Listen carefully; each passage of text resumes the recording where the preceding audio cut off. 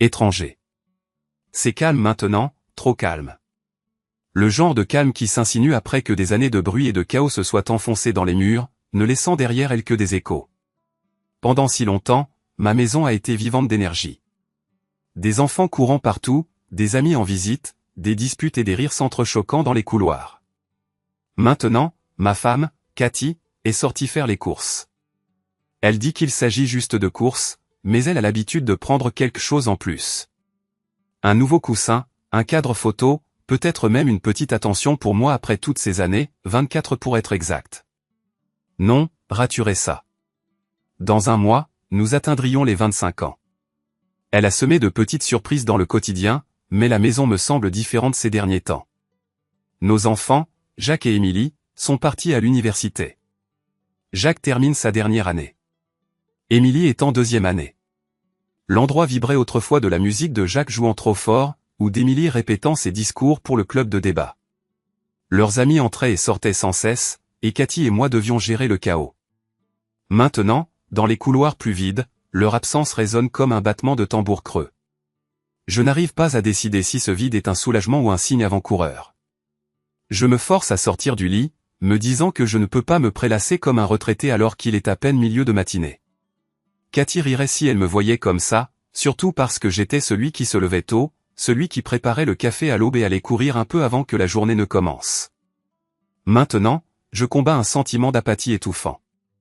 J'attrape ma boîte de vitamines sur la table de chevet, j'enlève le bouchon et en fais tomber une. Bien sûr, elle rebondit sur ma paume et roule sous le lit. Je marmonne quelques mots que je ne répéterai jamais en bonne compagnie. Me mettant à genoux, je glisse une main sous le lit. C'est plus sombre que je ne le pensais. La légère odeur de poussière me chatouille les narines. J'aurais peut-être dû passer l'aspirateur ici il y a longtemps. Et mes doigts effleurent des peluches, une vieille chaussette qui appartenait autrefois à Jacques. Ma main se referme sur quelque chose de froissé. Je le tire, m'attendant peut-être à un reçu perdu ou à un emballage de bonbons. Au lieu de cela, je trouve un emballage de préservatifs. Pendant un instant, je deviens complètement vide, je le fixe simplement, comme si j'avais pêché un artefact extraterrestre sous mon lit. Qui a laissé un emballage de préservatifs là? Je me creuse la tête. Jacques a dormi dans notre chambre pendant quelques nuits l'été dernier, pendant qu'il peignait sa propre chambre. Aurait-il pu tomber de sa poche? Mais je ressens aussi un coup de poignard d'effroi. J'ai subi une vasectomie après la naissance d'Émilie. Nous avions convenu que 2 enfants étaient suffisants. Cathy et moi n'avons pas utilisé de préservatif depuis une éternité. Un goût aigre colle à ma langue. L'explication la plus simple, que ce soit celui de Jacques, ne colle pas tout à fait. Pourquoi serait-il ici maintenant, de tous les moments? Je ne peux pas réprimer une pensée plus sombre. Cathy me trompe-t-elle? L'instant d'après, je grimace de déni. Ce n'est pas possible. Cathy et moi avons eu nos hauts et nos bas, bien sûr, mais je n'ai jamais rien soupçonné d'aussi grave. Elle m'a toujours semblé fidèle, sincère. Pourtant, l'emballage dans mes mains en dit long. Je décide que j'ai besoin de plus que de simples spéculations avant de bouleverser toute ma vie. Je m'habille à la hâte, j'enfile mon jean et je mets l'emballage de protection dans ma poche. Ma maison, ce même vieil endroit où je trouvais autrefois du réconfort, me semble maintenant étouffante.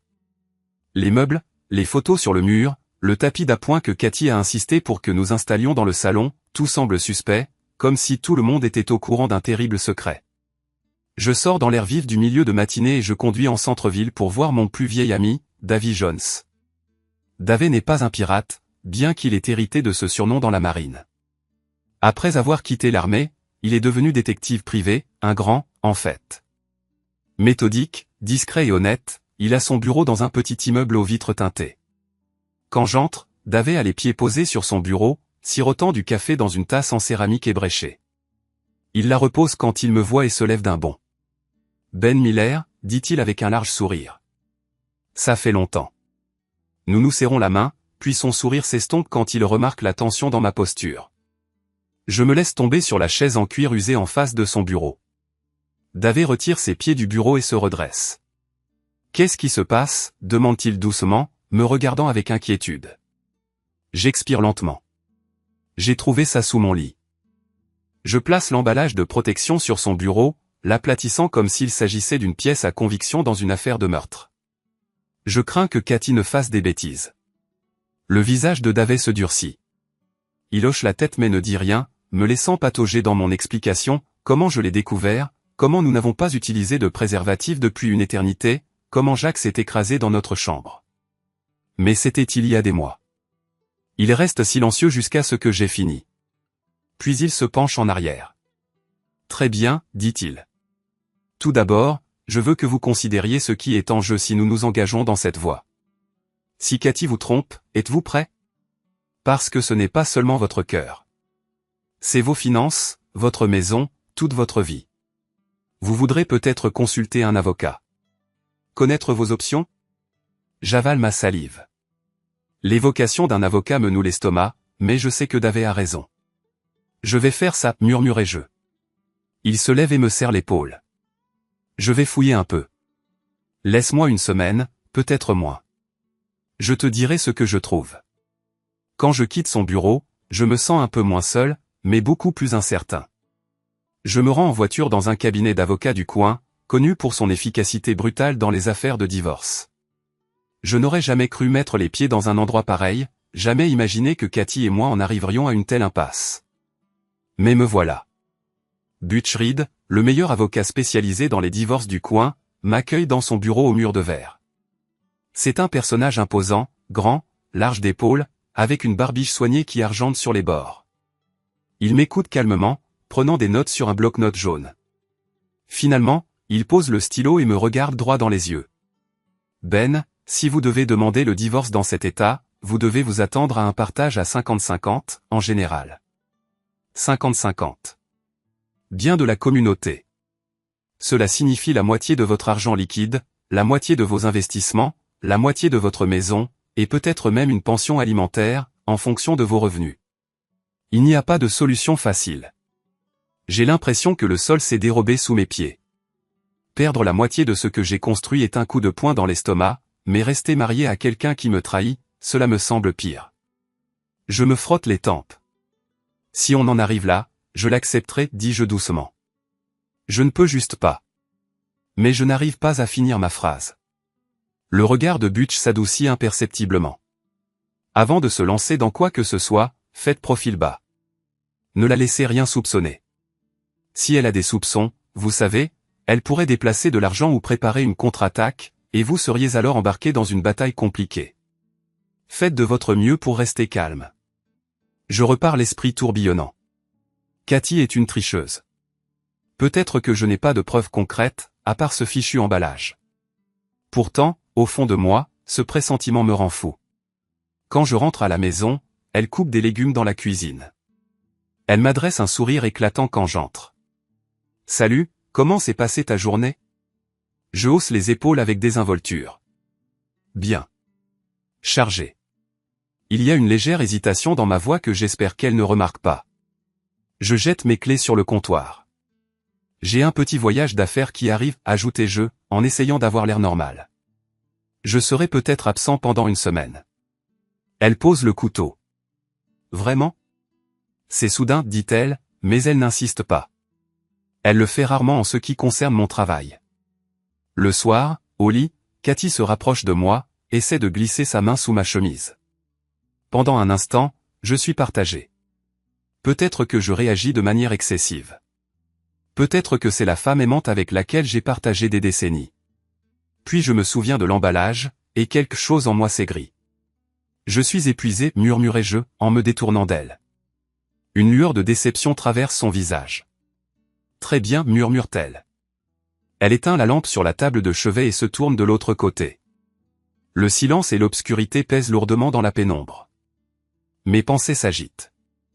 L'emballage pourrait-il appartenir à Jacques? Cathy l'a-t-elle trouvé ailleurs et l'a-t-elle laissé tomber accidentellement? La possibilité qu'elle soit innocente ne cesse de vaciller, mais la graine du doute s'est logée profondément dans ma poitrine, et elle grandit. Je pars tôt le matin, lui disant que je serai à une réunion pour le travail dans une ville voisine. Elle ne me pose pas de questions, au-delà d'une étreinte et d'une promesse d'appeler plus tard. Une fois libre, je trouve le motel miteux, je paie en espèces et je m'y enferme, en attendant l'appel de Davet. Le motel est banal, un parking qui scintille sous le soleil de midi, une enseigne écaillée. Un petit hall d'entrée qui sent la cigarette froide. La moitié des ampoules du couloir clignotent. L'endroit idéal pour se retirer du monde. Les heures s'éternisent alors que je fixe le plafond taché, allumant et éteignant la télévision, sans vraiment regarder. Un appel téléphonique de Dave finit par me sortir de ma torpeur. Elle a quitté la maison, dit-il d'un ton laconique. Elle a réservé une chambre dans un motel. Un frisson me parcourt l'échine. Lequel? Il hésite. Le même que celui où tu es, Ben. La chambre d'à accent grave côté, en fait. Pendant quelques secondes, je suis incapable de parler. Elle est ici. À côté. Qu'est-ce que cela signifie? Mes mains tremblent. La voix de Dave retentit à nouveau à mon oreille. Ne la confronte pas par, tout simplement. Remets tes idées en place. Si tu débarques sans prévenir, tu risques de tout gâcher. Mais je suis déjà debout, en train de vérifier la vieille mallette Colt que je transporte dans mon coffre. Le magnum de mon père. Je ne l'ai pas touché depuis des années, mais la colère qui me submerge est intense, presque incontrôlable. Non, Dave, lâchez-je d'une voix rauque. J'ai besoin de l'entendre. Ben, dit-il, la frustration évidente. J'ai installé une caméra. Je vais te donner des preuves. Ne fais pas de bêtises. Je raccroche sans répondre. Mon pouls bat la chamade dans mes oreilles. Quelques minutes plus tard, j'entends des voix étouffées à travers les murs fins, le baryton grave d'un homme, le ton plus léger de Cathy. Leurs mots deviennent plus clairs, intimes, moqueurs, blessants. Je suis enraciné sur place, chaque muscle tendu. J'entends le lit qui grince, leur halètement, ses gémissements. Ma respiration devient superficielle, la fureur monte en ébullition. Puis je surprends un fragment de conversation. Il est vieux. On dirait un chien fidèle, dit Cathy entre deux rires essoufflés. Je peux lui servir n'importe quelle excuse, il gobera tout. L'homme ricane. Alors, pourquoi rester marié à un minable pareil? Le petit rire de Cathy me transperce comme un couteau. Il subvient bien à nos besoins. C'est pas un mauvais bougre. Mais je déteste à quel point c'est devenu inintéressant. Un jour, j'aimerais qu'il nous regarde faire l'amour, juste pour voir sa tête. Ma vision se voile de rouge. Je manque d'ouvrir la porte en la forçant. Mes poings sont si serrés que mes ongles me rentrent dans les paumes. Alors, la porte de ma chambre grince et je me retourne d'un bond, prêt à attaquer. Mais c'est Dave. Il se précipite à l'intérieur, voit la rage sur mon visage, s'avance et m'empêche physiquement de franchir le seuil. Non, grogne-t-il. Ben, range ce flingue. Mes yeux se posent sur le magnum posé sur le lit. J'ai dû le sortir sans m'en rendre compte. Pousse-toi de mon chemin, je grogne. Non, dit Dave. Tu vas te détruire si tu fais ça.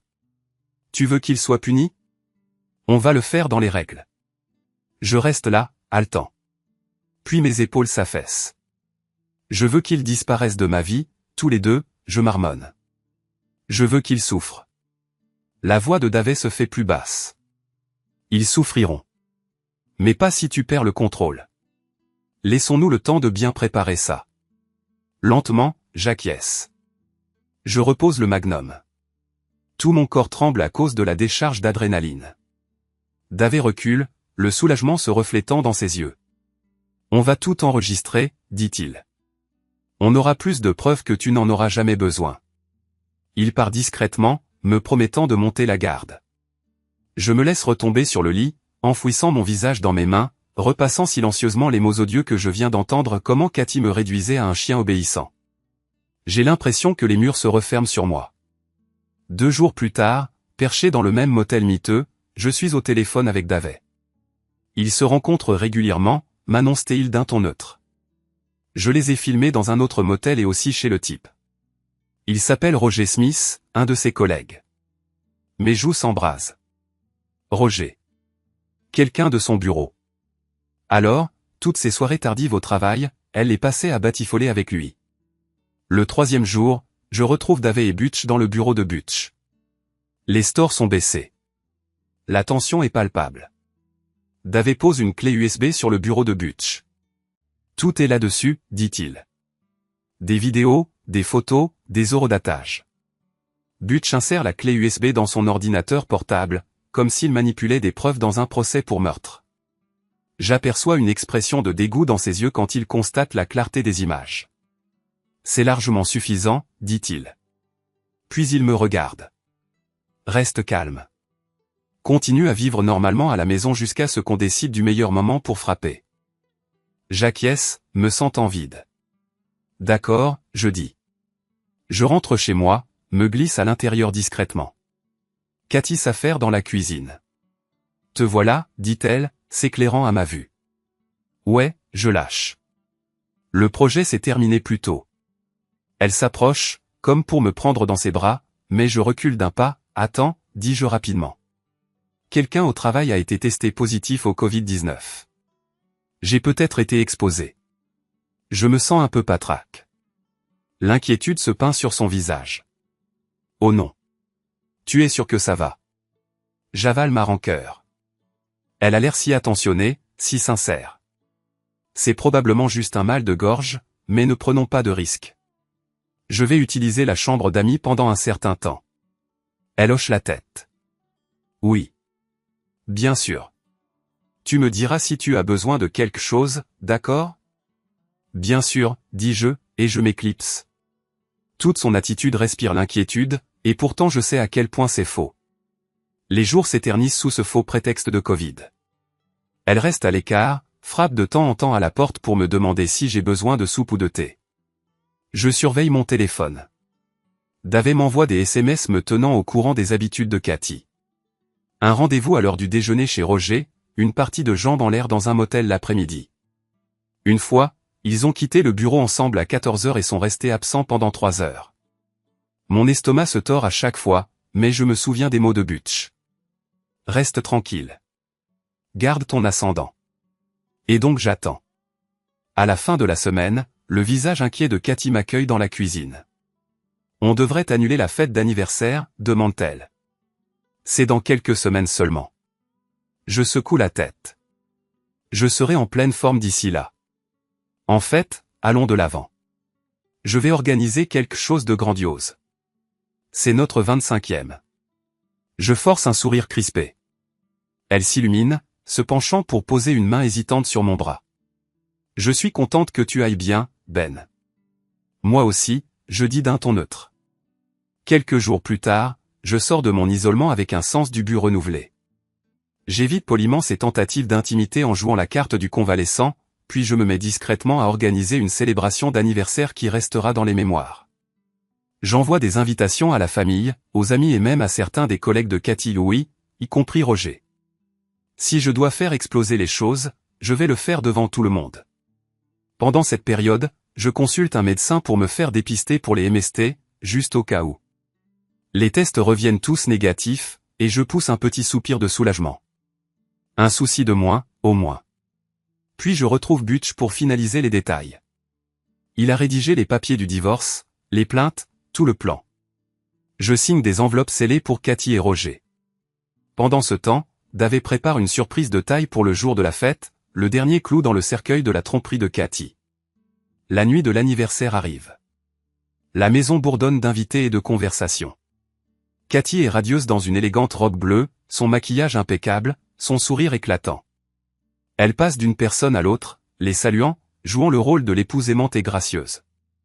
Tout le monde nous félicite pour nos 25 ans, faisant remarquer comme le temps passe vite. Je me tiens près du bord du salon, sirotant une eau dont je ne veux pas. Mon esprit bouillonne de ce plan. Dave est là aussi, debout près de l'escalier, se fondant dans la masse. Butch est en coulisses, attendant son signal. Les parents de Cathy sont présents, rayonnant de fierté. Mes enfants, Jacques et Émilie, sont rentrés pour cet événement. Nous sommes momentanément une famille parfaite aux yeux du monde. Puis je vois Roger se faufiler avec sa femme. C'est un type en forme, à l'air suffisant, juste avant la quarantaine, avec une barbe soigneusement taillée. Elle est une brune élégante qui semble polie mais distraite. La tension dans l'air monte d'un cran. Mes yeux le suivent alors qu'il manœuvre, se fait violence et bavarde avec Cathy. Ils essaient de ne pas se tenir trop près. Ils pensent être discrets. Tout le monde est là. Le moment est idéal pour planter le décor. Je m'avance au centre du salon, prenant un micro sans fil que nous avons installé pour le toast de la soirée. Les lumières s'éteignent, comme prévu, et tous les regards se tournent vers moi. Merci à tous d'être venus, je commence, ma voix résonnant dans la pièce. La petite foule se tait. Cathy, près du devant, se rapproche. Nous célébrons 25 ans du moins, c'est ce que tout le monde pense. Mais j'ai une petite correction à apporter. Il s'agit en réalité de 24 ans et 6 mois de mariage, car le vrai mariage a pris fin il y a 6 mois. La confusion se lit sur les visages. Cathy a l'air alarmée. Ben. Quoi, commence-t-elle d'une voix étouffée. Je lève la main. Laissez-moi vous expliquer. Mon bon ami Davé a un cadeau pour toi, Cathy. Davé s'avance avec un grand cadre emballé sous le bras. Le silence se fait plus lourd. Le père de Cathy l'aide à le déballer. Lorsque le papier s'arrache, il révèle une image fixe agrandie d'une vidéo de caméra de sécurité d'hôtel montrant Cathy en train de grimper sur Roger dans un lit de motel. Des halètements déchirent l'air. Cathy hurle d'horreur. Le visage de son père se tord de rage et de choc. Qu'est-ce que c'est que ça, hurle-t-il. Je clique sur une télécommande, et sur le grand écran que nous avions accroché pour un diaporama de photos, un fichier vidéo commence à être lu au Cathy et Roger enlacés et nus. Et puis les gens de l'audio se couvrent la bouche. La femme de Roger pâlit. Je parle par-dessus la foule stupéfaite. Vous voyez tous pourquoi 24 ans et 6 mois marquent la fin de notre mariage. Il y a 6 mois, ma femme a décidé de commencer à coucher avec Roger Smith. Cathy essaie de se jeter sur moi, mais je m'écarte. Elle regarde sauvagement son père, sa mère, tout le monde. La trahison brute dans la pièce est suffocante. Soudain, la femme de Roger s'avance. Son visage est livide, les larmes aux yeux. Espèce d'ordure, crie-t-elle à Roger. Elle lui jette son verre au visage, le liquide rouge tachant sa chemise blanche impeccable. Roger recule en titubant, puis essaie de saisir son bras, mais elle se dégage. À ce moment précis, une agitation encore plus grande attire l'attention de tous. Cathy est confrontée à la femme de Roger. Les deux femmes se tiennent à quelques centimètres l'une de l'autre, enragées. La femme de Roger siffle, « Tu as détruit ma famille. » Cathy riposte. « Ne fais pas comme si tu étais parfaite. Il te déteste. » Voilà qui arrive la bagarre. La femme de Roger se jette en avant, ses doigts s'en mêlant dans les cheveux de Cathy. Cathy crie, griffant les bras de la femme de Roger. Les gens se précipitent, mais ils ne parviennent pas à les séparer immédiatement. La scène vire au chaos total. La femme de Roger pousse Cathy contre une table, faisant tomber des assiettes par terre. Quelqu'un essaie de les retenir, mais Cathy lui lance un saladier de fruits à moitié plein. Des cris éclatent. La femme de Roger saisit la première chose qu'elle peut atteindre, un plateau de cocktail de crevettes, et le lance, les queues roses et la sauce volant à travers le salon. Cathy se baisse, court vers l'avant et fracasse un pichet d'eau en verre sur le sol près de la femme de Roger. L'eau et les éclats explosent partout, trempant les chevilles. Toute la fête dégénère. Arrêtez! Crie l'un des invités, mais cela ne fait qu'empirer. Les gens se précipitent pour éviter les bris de verre et la nourriture qui volent. Le père de Cathy essaie de les séparer, mais il glisse. Les épouses qui se battent le renversent au passage. Le salon ressemble à une zone de guerre. Cathy griffe à nouveau les cheveux de la femme de Roger, tirant avec une intensité sauvage. La femme de Roger, trempée d'eau et de sauce, se dégage et gifle Cathy au visage. Le bruit résonne comme un coup de feu. Si c'était n'importe quel autre jour, j'interviendrais peut-être. Mais je ne le fais pas. Une petite satisfaction sombre s'enroule en moi alors que je les regarde se jeter l'une sur l'autre. Ma prétendue meilleure amie depuis 25 ans se révèle être une étrangère, une tricheuse. Et elle récolte ce qu'elle a semé. Finalement, certains invités réussissent à les séparer, chacune des femmes haletant, les cheveux en désordre, leurs robes élégantes tachées de nourriture et d'eau. La femme de Roger tente de se précipiter pour lui administrer une dernière gifle. Mais une tante plus âgée la retient. Le père de Cathy se tient au milieu, essoufflé, le visage rouge de fureur. La trahison, à cet instant, est si palpable qu'elle en est presque tangible. Les membres de la famille, à travers la foule, regardent avec horreur. Butch émerge, solennel comme à son habitude, accompagné d'un huissier en costume noir. L'huissier s'approche de Cathy, que ses parents retiennent toujours, et lui tend une enveloppe en papier craft. Madame Miller, dit-il calmement, vous êtes assignée. Elle reste bouche bée, la mâchoire relâchée. Puis il se tourne, trouve Roger et lui tend une seconde enveloppe. Monsieur Smith, vous êtes assigné. L'huissier est méthodique. Il tend ensuite une enveloppe au PDG de Roger, qui se tient près de la porte, abasourdi. Monsieur Thompson, vous êtes assigné, assène l'huissier. Le PDG manque de faire tomber son verre, la confusion effaçant son attitude posée de tout à l'heure. Un silence se fait alors que je reprends la parole, ma voix froide et claire. C'est une action en justice pour avoir permis à vos employés de violer le code de l'entreprise pendant les heures de travail. Considérez cela comme un avertissement afin d'établir de meilleures normes morales. Le PDG ouvre la bouche, mais aucun mot n'en sort. Je me tourne vers Roger. Monsieur Smith, vous êtes assigné pour aliénation d'affection et pour avoir détruit mon mariage. Je suis sûr que votre femme aura plus à dire sur votre propre divorce. Puis je fixe mon regard sur Cathy, qui est désemparée, du sang coulant d'une égratignure sur sa joue. Et toi, lui dis-je, tu es assigné pour une procédure de divorce également. Tu pourras peut-être expliquer ton déséquilibre hormonal au juge. Des murmures se répandent parmi les spectateurs. Cathy me regarde, des traces de larmes coupant son maquillage. Ben, murmure-t-elle, tu exagères. J'endurcis ma voix. Mon véritable mariage s'est terminé il y a 6 mois. Je ne suis pas un chien à qui tu jettes des restes d'amour. Sors de chez moi. La fête est complètement ruinée. Roger est trempé de sauce cocktail aux crevettes, les yeux de sa femme lançant des éclairs. Le père de Cathy me crie dessus, qualifiant cela de numéro dégoûtant, tandis que sa mère implore. Les invités murmurent qu'il faudrait appeler la police ou fuir cette folie. Mes enfants se tiennent à l'écart, frappés de stupeur. Je tourne le dos à tout ce monde. La vengeance est accomplie, du moins je le crois. À cet instant, cependant, une partie de moi brûle d'une soif inextinguible. Les mois suivants passent comme un long cauchemar. Les supplications désespérées de Cathy pour sauver le mariage tombent dans l'oreille d'un sourd. Elle essaie d'inventer des excuses, un déséquilibre hormonal qui l'aurait poussé à rechercher plus d'intimité, mon soi-disant manque d'attention, et ainsi de suite. Nos enfants, Jacques et Émilie, veulent rester neutres, mais ils en veulent à la publicité que j'ai donnée à cette humiliation. Maintenant, ils ne parlent presque plus ni à moi ni à Cathy. Leur mère a trompé, mais pour eux, je suis le monstre qui a orchestré ce spectacle. Ils se retirent de nous deux, se concentrant sur l'université. Financièrement, le règlement du divorce est exactement comme Butch l'avait prédit, la moitié de tout. La maison est mise sur le marché. Les économies sont divisées.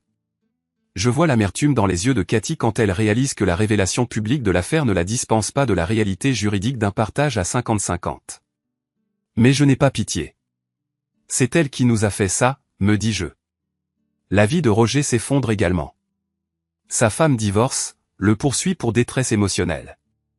Il essaie de se maintenir à flot dans l'entreprise, mais l'action en justice que j'ai intentée contre le PDG exerce une pression sur la direction. Roger finit par démissionner pour éviter d'autres scandales. Parfois, cette connaissance me réchauffe lors de nuits blanches, mais pas suffisamment. Ma colère se transforme en quelque chose de plus aiguisé, de plus laid. Quelques semaines après l'audience finale du divorce, où le juge se contente d'acquiescer à l'inévitable, Dave me retrouve pour prendre un café. Alors, c'est ça, dit-il. Nouveau départ. Les bagages sont derrière toi. Je serre fermement le gobelet en carton. Pas tout à fait. Il lève un sourcil. Qu'est-ce que tu veux dire? J'hésite. Une partie de moi sait à quel point c'est mal, mais je ne peux pas me défaire de ce désir ardent d'un châtiment encore plus profond. Je veux qu'il paie plus, finis-je par dire, ma voix tremblant d'une rage contenue. Il m'a humilié. Il s'en est moqué. L'expression de Dave s'assombrit. Ben, tu l'as déjà humilié. Il a perdu son mariage, son travail. Je le coupe, les yeux remplis de venin. Pas assez. Je veux qu'il se sente impuissant. Dave soupire. Tu laisses la haine t'empoisonner. J'en ai fini de raisonner, je rétorque. J'ai trouvé un groupe de gars qui s'en chargera. J'ai juste besoin de les payer. Il me regarde comme s'il ne me reconnaissait pas, tu franchis toutes les limites. Tu t'en rends compte, n'est-ce pas? C'est une agression. C'est illégal. Je serre mon gobelet comme s'il s'agissait de la gorge de Roger. Je m'en fiche. Sans attendre sa réponse, je me lève et m'éloigne. Organiser cette faveur est plus facile que je ne le pensais. L'argent ouvre des portes. Le groupe que je contacte, des petits voyous, plus ou moins un gang de rue avec une réputation d'intimidation, accepte le travail sans sourciller. Nous nous retrouvons tard le soir dans une rue déserte, bordée d'entrepôts. Je leur tends une épaisse enveloppe remplie de billets, sentant encore la chaleur de mes propres battements de cœur dans mes oreilles. Vous faites ça bien, pas de séquelles permanentes, dis-je. Je veux juste qu'il ait peur. Qu'il soit humilié. L'un d'eux feuillette les billets avec désinvolture. On s'en occupe. Ne vous inquiétez pas. Quelques nuits plus tard, je reçois l'appel alors que je fais les 100 pas dans mon appartement à moitié vide. Le chef de la bande, Damon, un grand type avec une cicatrice au-dessus du sourcil gauche, parle d'une voix traînante et grave. On a ton homme en vue. On le suit. Mon cœur bat la chamade. Foncez. Je reste assis en silence, le téléphone collé à mon oreille, écoutant le faible bruit de fond des moteurs qui rugissent. Puis l'appel se coupe. Je n'arrive pas à croire à quel point j'ai sombré, mais c'est comme si rien ne pouvait m'arrêter. 30 minutes interminables s'écoulent. Puis mon téléphone vibre, et la voix de Damon revient. On l'a coincé. Il sortait de chez un ami, il est monté dans sa voiture. On l'a bloqué sur une route secondaire. Pas de flic dans le coin. On lui a donné la leçon que tu as payée. J'insiste pour avoir des détails, la bouche sèche. Raconte-moi ce qui s'est passé. Damon me fait un compte rendu. Ils l'ont forcé à se garer sur un tronçon désert, les phares formant un cercle autour de la voiture de Roger. Il bégayait et paniquait. Ah, rapporte Damon avec un léger rire, on l'a sorti de force, on l'a giflé un peu. On a versé toute la peinture verte que tu voulais sur lui. On a aussi ruiné sa bagnole de luxe. On a crevé ses pneus. Cassé les phares. C'était un vrai carnage. Ma peau picote d'une satisfaction sinistre. Bien, je parviens à articuler. Damon dit, on a filmé toute la scène. Si tu veux une preuve qu'on a fait le boulot, en voilà. Je réponds d'une voix éteinte. Fidèle à sa parole, une vidéo arrive dans ma boîte de réception. Je la regarde dans l'obscurité, Roger plaqué contre sa propre voiture, le visage tordu par la terreur, de la peinture verte dégoulinant sur ses cheveux, tachant sa chemise. L'un des types le gifle à plusieurs reprises tandis qu'un autre rit. Un autre enfonce un couteau dans ses pneus avec des coups rapides de haut en bas. La voiture de Roger est secouée alors que les roues se dégonflent, la carrosserie s'affaissant. Il essaie de se protéger le visage, se recroquevillant et gémissant. Finalement, il l'arrache de son véhicule, le laissant tomber au sol, maculé de peinture. Humilié, il remonte dans leur SUV et démarre en trombe, le laissant là. Je coupe la vidéo d'une main tremblante. Mon estomac se noue. C'est la rétribution que je voulais, et pourtant, j'ai une sensation de malaise au creux de l'estomac. Pendant un long moment, je fixe l'écran noir. Je ne sais pas comment je dors cette nuit-là. Quand je me réveille, le souvenir de la vidéo pèse sur moi. Je me lève, vais dans la salle de bain et me regarde dans le miroir. Il y a un regard hanté dans mes yeux. Je pense, alors c'est ça que je suis devenu, un homme qui orchestre la brutalité par vengeance.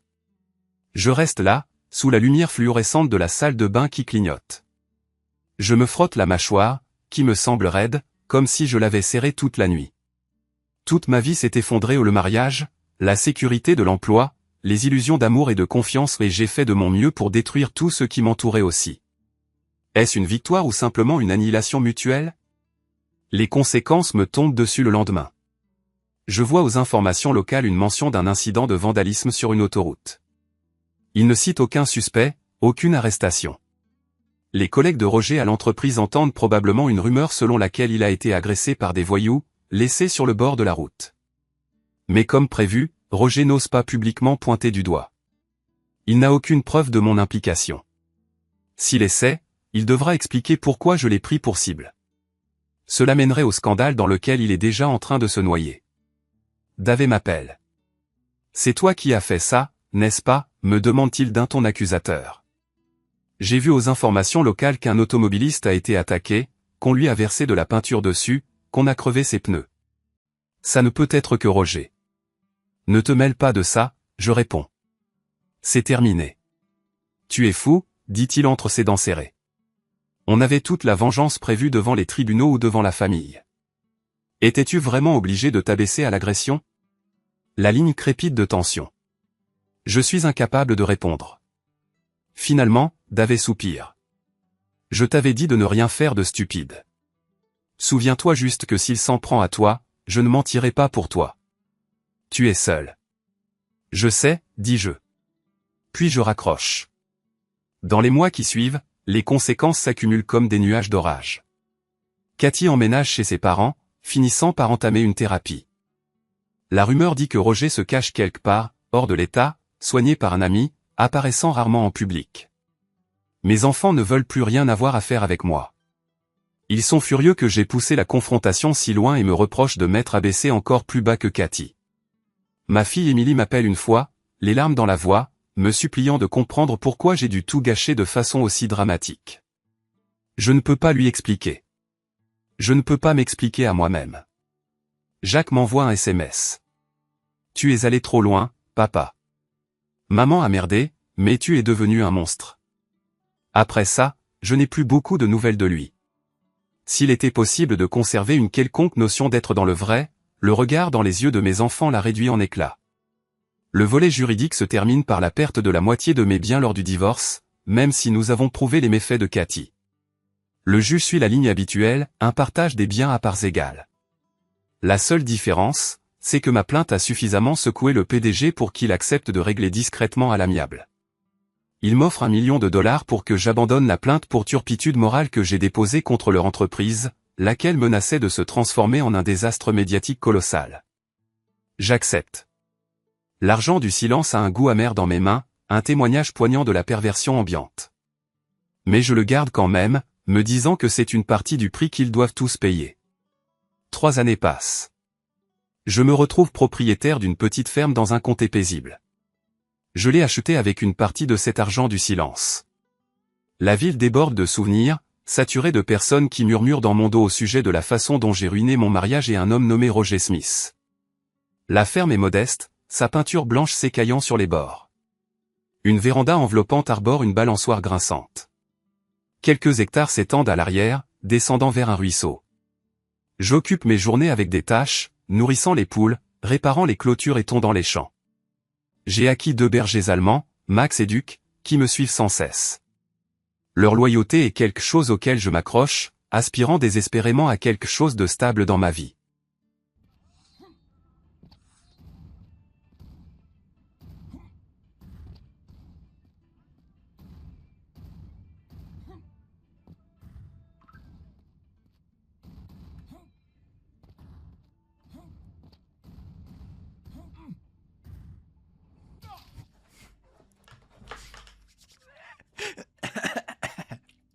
Okay. Ja, alright. Ja, så. Jo, det tænker jeg er en god idé. Kan du afvise, at du trækker dette segment i langdrag for at farme reklamepenge? Jeg tror, jeg har tjent 20 kroner på reklamepenge de sidste 6 måneder. Så ja, det kan jeg godt afvise.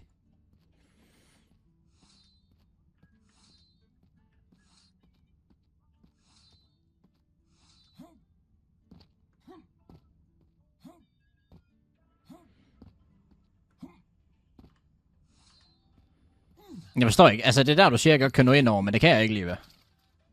Hej, Jonas. Tror du, det er bevidst, Kai Bøjesen? For det er det sgu ikke. Det er det sgu ikke. Altså, der synes jeg jo ikke engang, jeg rører øksen, for eksempel.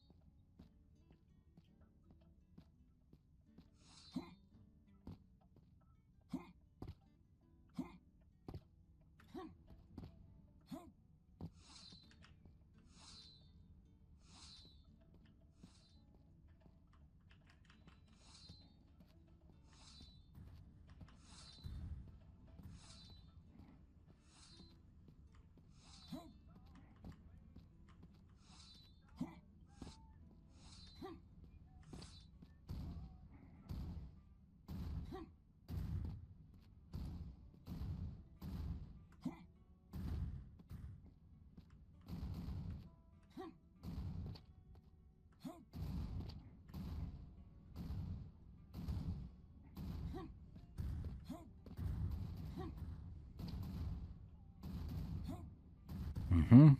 Så langt så godt her.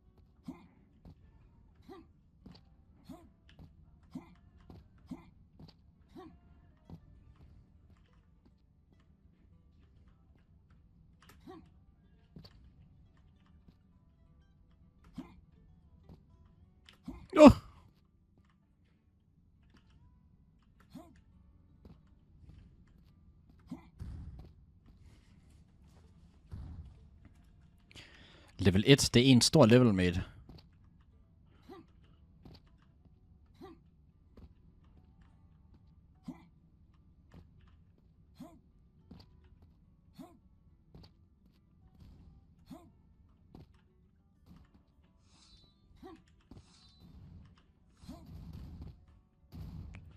En, to, tre, en, tre, en.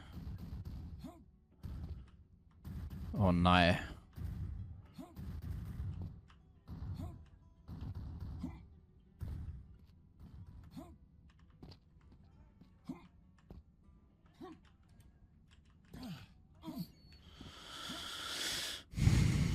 Ja.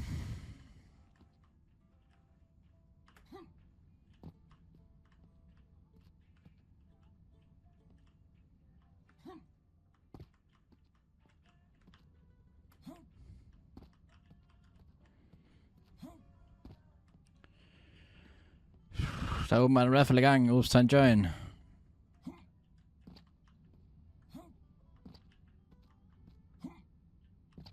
My god.